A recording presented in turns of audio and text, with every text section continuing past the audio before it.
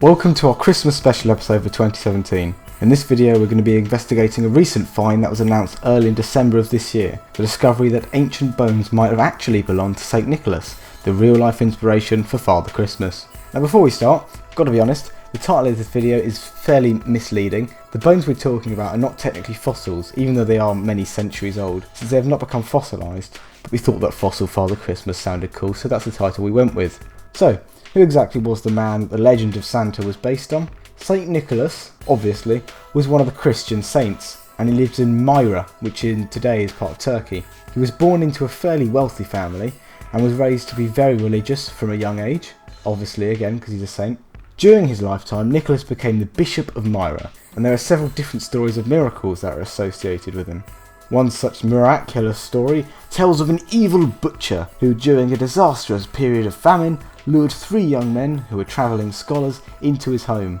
Some different versions of the story tell of 3 young children instead, but in all versions the butcher kills 3 people. In the version with the young men, the butcher made meat pies out of their bodies to hide the murder, and in the version with the children he placed their bodies in a barrel and intended to sell them as ham.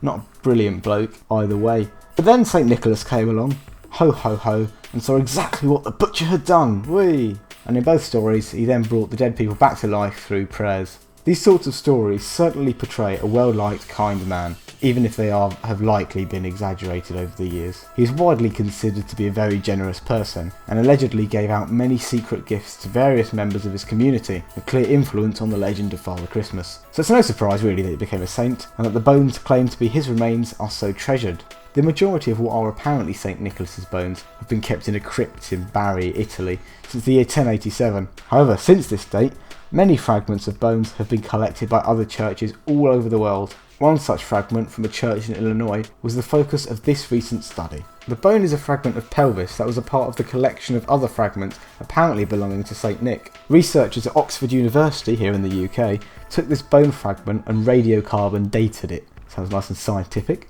And what makes this bone so remarkable and newsworthy is the fact that the results of the radiocarbon dating actually match the date of St. Nicholas's apparent death, according to some historians. The bones are definitely from someone who died in the 4th century AD, and seeing as St. Nick allegedly died in 343 AD, this seems like a pretty good match. Of course, the researchers cannot entirely prove for certain that the bones belong to this very individual, but it looks promising. It is especially promising when you consider that in many other cases, the relics of other saints that are studied actually turn out to have come from far later dates than the historical texts suggest. However, in this case, we could very well be looking at the remains of St. Nicholas himself, which is really dark. That is really dark, isn't it? Don't tell the kids. Or it could just be a random monk.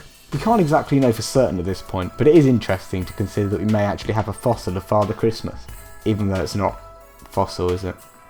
Might not even be Father Christmas. Oh well.